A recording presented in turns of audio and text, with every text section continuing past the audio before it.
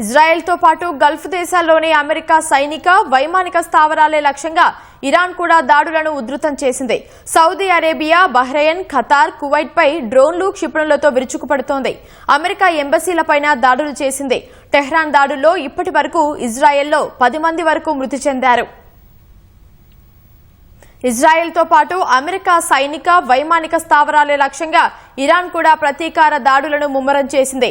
ఇజ్రాయెల్లో ఇప్పటి వరకు కనీసం 10 మంది మరణించినట్లు అధికార వర్గాలు తెలిపాయి. పశ్చిమ జెరూసలేం, టెల్ అవీవ్, ఐలాట్ లక్ష్యంగా ఇరాన్ ప్రయోగించిన క్షిపణులను అడ్డుకున్నట్లు ఐడిఎఫ్ ప్రకటించింది.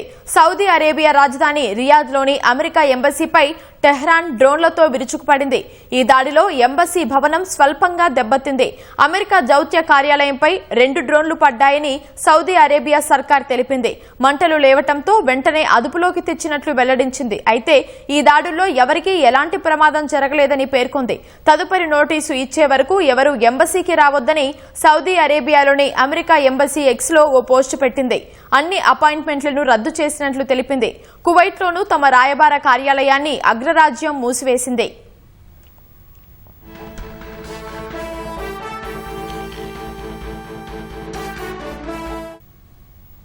బహ్రెయిన్లోని అమెరికా వైమానిక స్థావరంపై ఇరాన్ క్షిపణులు, డ్రోన్లతో దాడులు చేసినట్లు అంతర్జాతీయ మీడియా పేర్కొంది.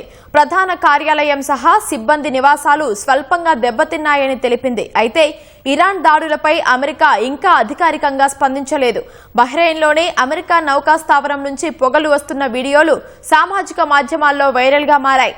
పోర్టులో నిలిచి ఉన్న చమురు నౌకపై డ్రోన్ దాడి జరిగిందని ఒమన్ మీడియా తెలిపింది. స్వల్పంగా నష్టం వాటిల్లినట్లు వెల్లడించింది.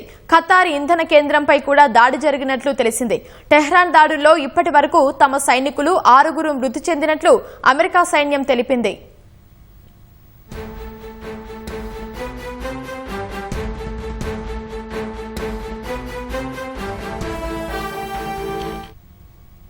గల్ఫ్లోని ఇంధన మౌలిక సదుపాయాల లక్ష్యంగా ఇరాన్ దాడులు చేయడంతో ప్రపంచవ్యాప్తంగా చమురు, గ్యాస్ ధరలకు రెక్కలు వచ్చాయి.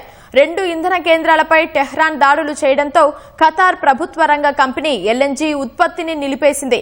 హోర్ముజ్ జలసంధిని మూసివేసినట్లు ఇరాన్ రెవల్యూషనరీ గార్డ్ కార్ప్స్ తెలిపింది. ప్రపంచ అవసరాలకు 5వ వంతు ఇంధనం ఈ జలసంధి గుండానే రవాణా అవుతుంది. ఈ జలసంధి గుండా ఏదైనా నౌక వెళ్తే దాడులు చేస్తామని ఇరాన్ రెవల్యూషనరీ గార్డ్ కార్ప్ హెచ్చరించింది.